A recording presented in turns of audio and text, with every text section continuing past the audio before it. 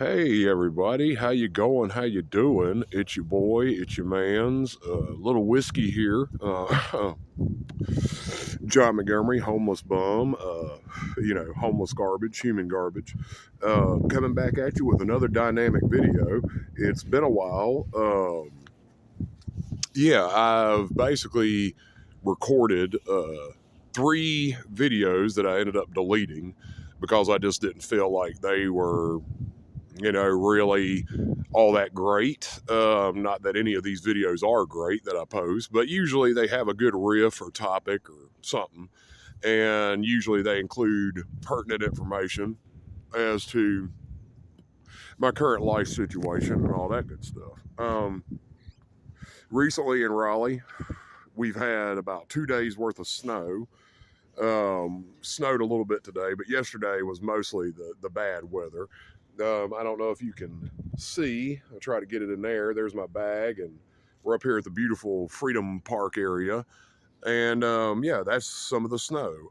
What is left over of it. John, what's been happening with you? Well, a couple of updates. First of all, I did find work through a staffing agency, a temp agency. And I've been doing that a couple of weeks, but it ran out basically. And the money's kind of inconsistent and not as great as money as I can make. And so basically I'm kind of left with finding other options at the moment.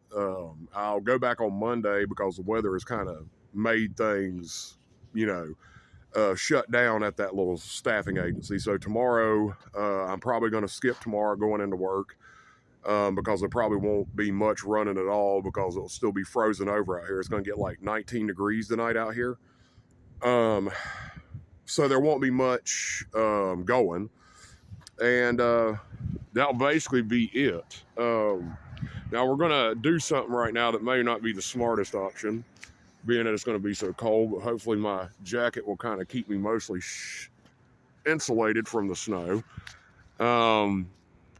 We're going to have a little seat in the snow. Anyways, so yeah, that's been it. The hours just haven't been consistent there with that. They cut a day last week of work, and actually a day and a half because of the rain. And then the week before then, we got cut a day, which essentially means like if I don't work 5 days, like on the 5th day, I would have got overtime for like 5 hours. But that never happened with the couple of weeks I've been working with the staffing agency and going to a specific ticket. With a lot of these staffing agencies, the only thing they really have available is like something called flagging, which is basically whenever you drive down a construction site or whatever, the people holding the signs that are like stop or slow or whatever that stop traffic are something they call flaggers.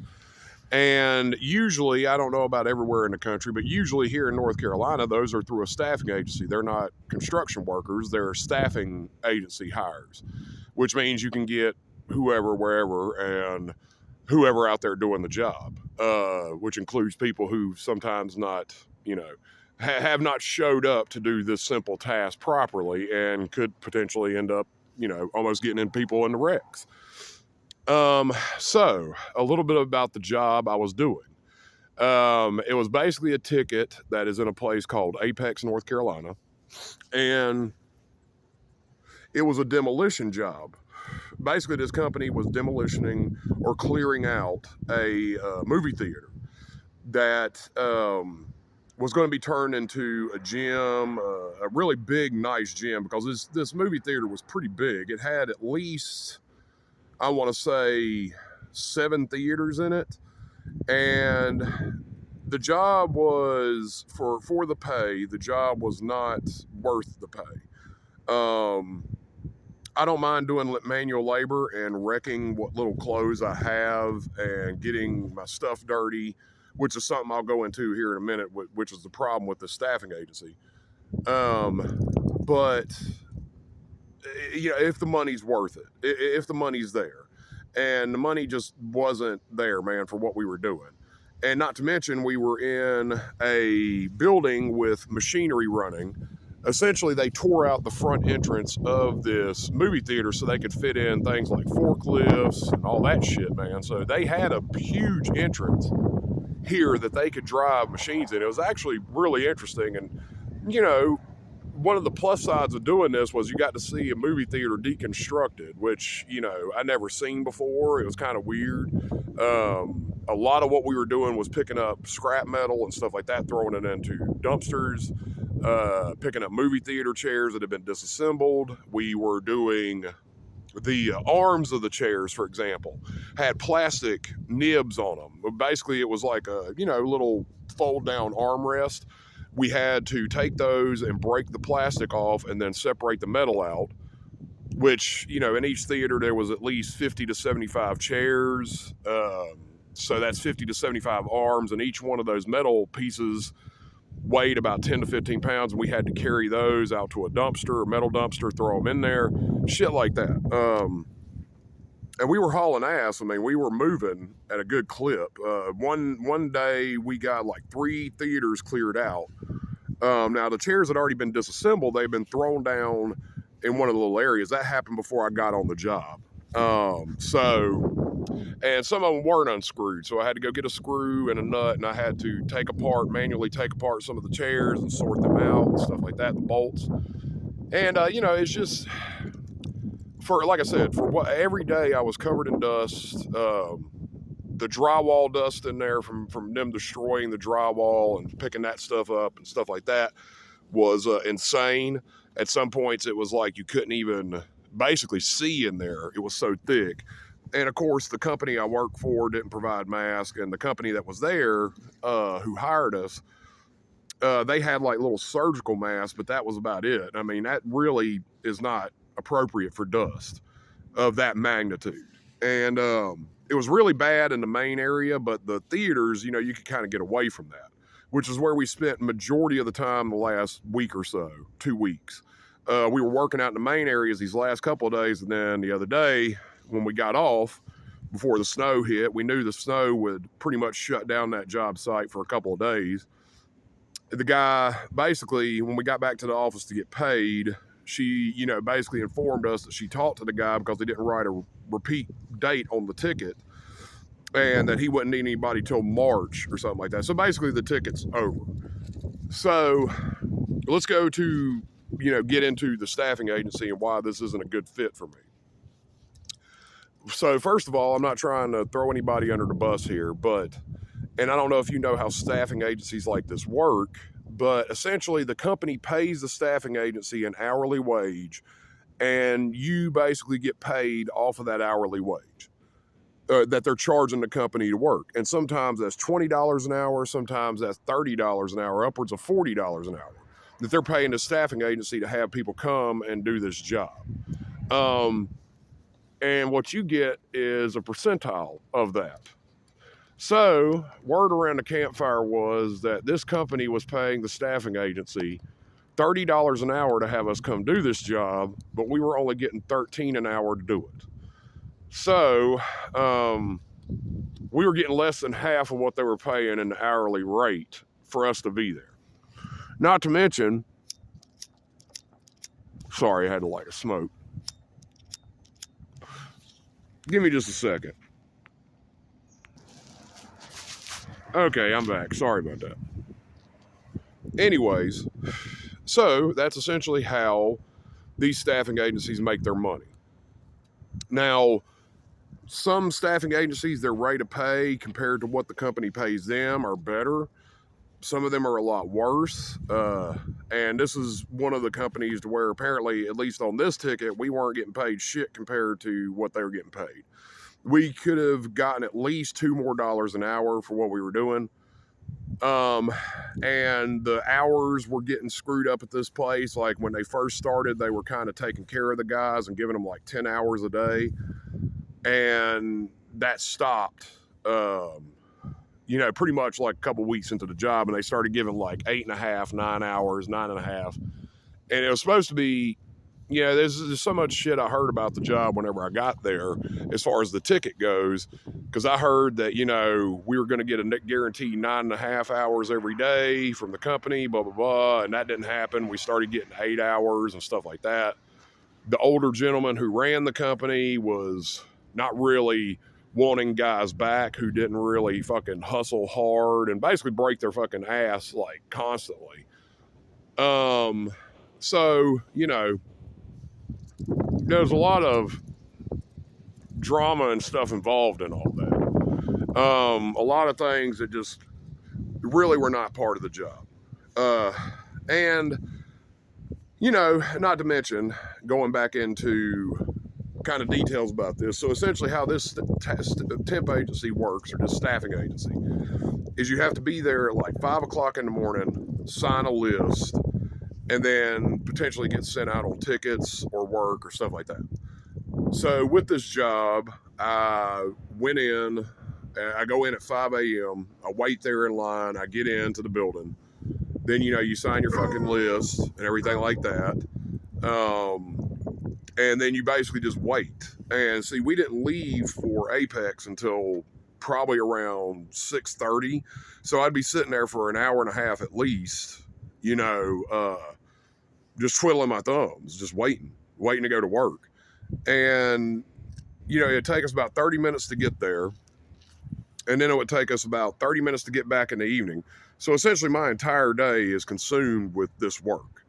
And just to not get paid, you know, very well for doing this is just not viable. So that means during the day, I can't go to any kind of homeless resources. I can't do anything during my day. My entire day is dedicated to this fucking, you know, staffing and stuff, this job, which is, once again, if I was getting paid very well, that'd be different.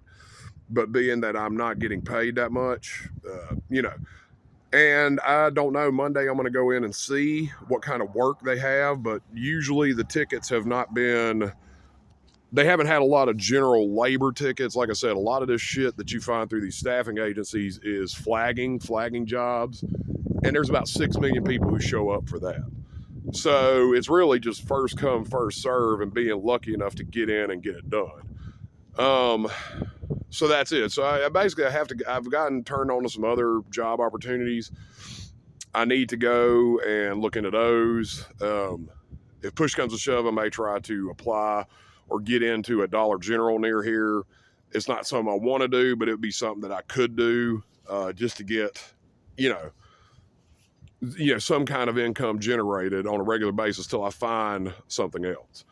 And that was the other thing about it, is with them cutting hours during the middle of the week and stuff like that, because we don't work weekends. So that's 2 days a week I'm not working. So whatever I make during the week basically has to get me through 2 days a week.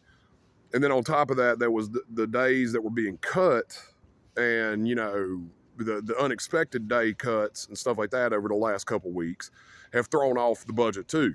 Because it's like, then I have to use that money I got to make it through that day to the next day of work and stuff like that. And, you know, it just ain't working. It just ain't working out. There's other opportunities, other things I'm just going to have to explore.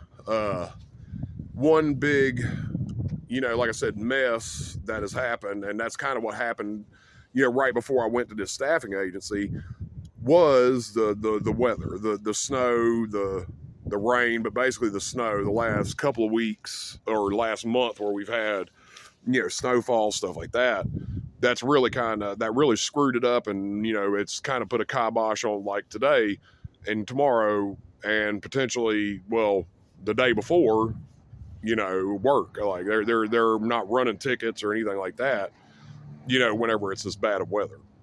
So, and I mean, that goes for tomorrow too. They might be running in the morning, but I have to get up, go there in the morning, which, by the way, my daily routine is I wake up at 3 a.m. and then I walk 1.5 miles to get there by 5 a.m. to stand in line. And sometimes the guy who opens up the offices is late, so you're standing there for 5 minutes. And then you go in, wait in line, and then sign this fucking list, and then just sit there.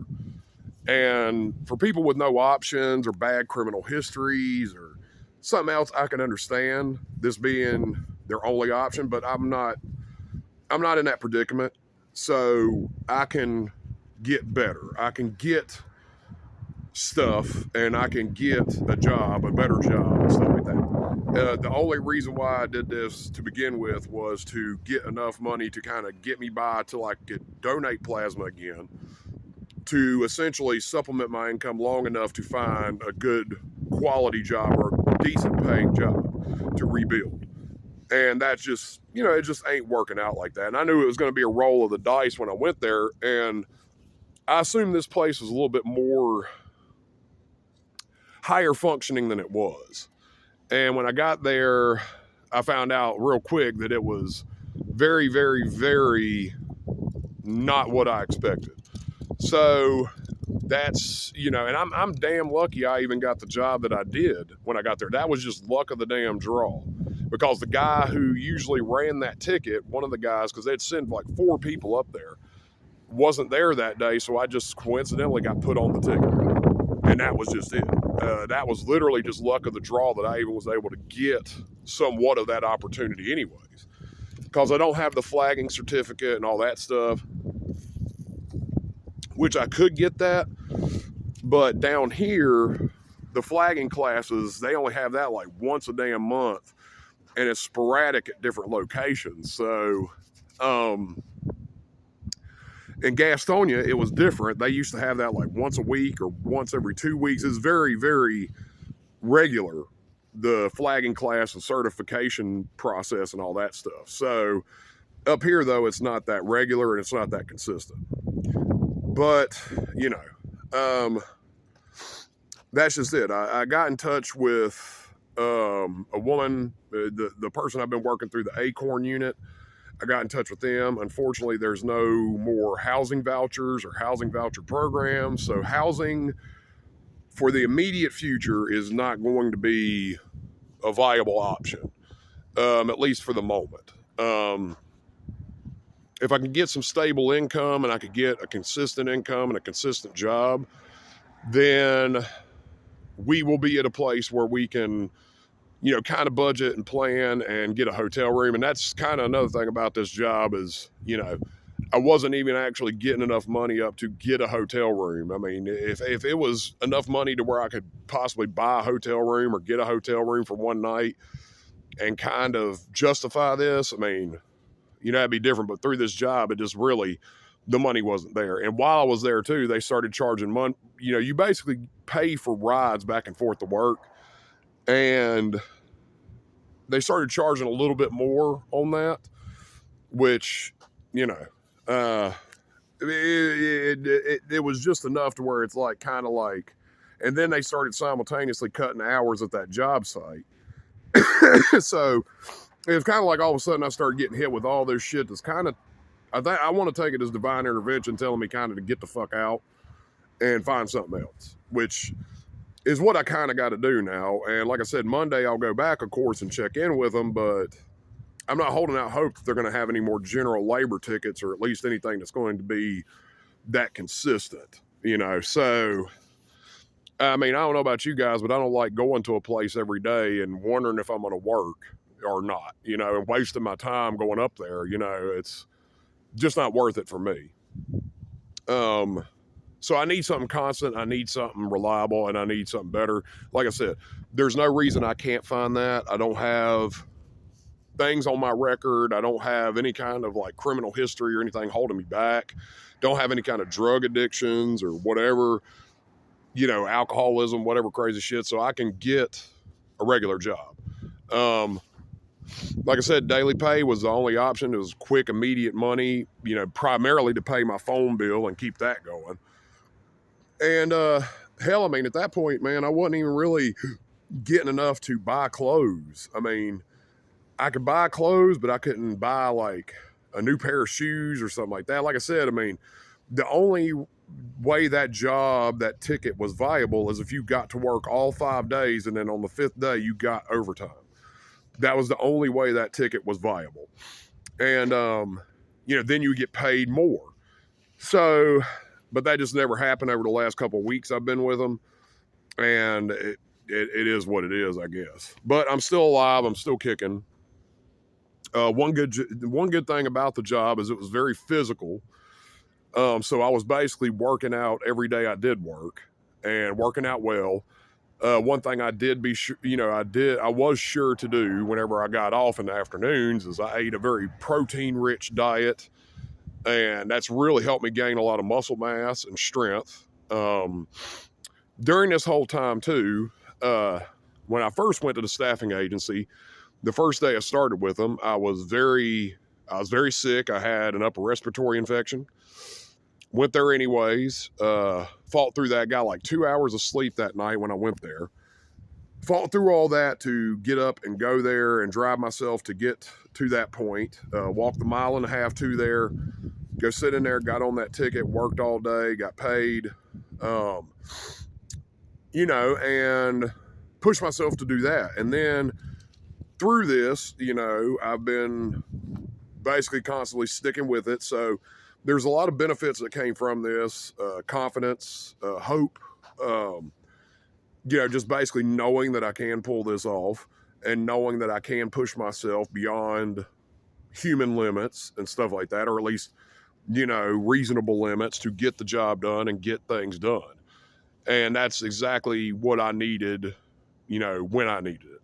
So anyways, though, outside of that, I haven't really been paying a lot of attention to the political landscape and stuff. I just know it's been shit. For some reason in America, we're having a rash of plane crashes all of a sudden for some weird reason. All these different plane crashes start happening all at the same time. It's kind of crazy. Weird shit too, like, damn, that one military helicopter colliding with a commercial flight was kind of ridiculous and fucked up. But yeah, there's been like, God knows how many air tragedies in the last month. It's kind of fucking weird. All of a sudden, these, plane crashes start popping off. I don't know what it means or what it's about, but to be fair, too, there has been a lot of bad weather across the country, like snowy conditions, icy conditions, stuff like that. I do know with the Trump thing, he is making some moves to ally himself solidly with Putin, which is, everything he's doing just right now is leading up to, potential world war. He's already alienated Europe and stuff like that. And now he is allying with arguably the most, dangerous man on the planet in Putin. And essentially telling Ukraine, because he's trying to lead these pseudo peace talks or something, I don't know. But he's essentially telling Ukraine that you're not invited to the table, or calling the Ukrainian president a dictator, or just basically all but declaring war on Ukraine. He's allied himself with Netanyahu. So we're looking at, from the outside looking in, or from the inside looking in even, this is kind of forming up to be the axis of evil of the world. Between Netanyahu, Israeli, and Russian influence and stuff like that, and our president taking sides with these people, yeah, it's kind of becoming the axis of evil. So, I don't know. I mean, you guys take it what it is, but I do know that for the most part, something I really didn't consider and really didn't even think about whenever the whole thing was going on, maybe it was just because shit was happening too fast with the whole Elon Musk situation, is you really got to stop and think that this is a person who's not been elected by the American people and his partner in the Doge, whatever the hell, institution. But these people have not been elected. They've been appointed by a sitting president to essentially have control, or attempted control over, resources that are vital to Americans and American agencies. So much so to where they're, literally blocking people from getting into work. They're, trying to lay off tons of, social activities, closing down, universal rights programs and stuff, anti-discrimination programs, stuff like that. And these people are not elected officials. So essentially what we're seeing is the subversion of the American democracy. because essentially what Trump has done has subverted or basically bypassed any kind of electoral process and just appointed these guys in a group to have control over, you know, all of American financial aid and institutions, which is kind of the death of democracy, isn't it? I mean, these people who have this much control over our institutions of social aid and all this stuff, surely they should be elected, right? They should be appointed. And yeah, I mean, it's just insanity.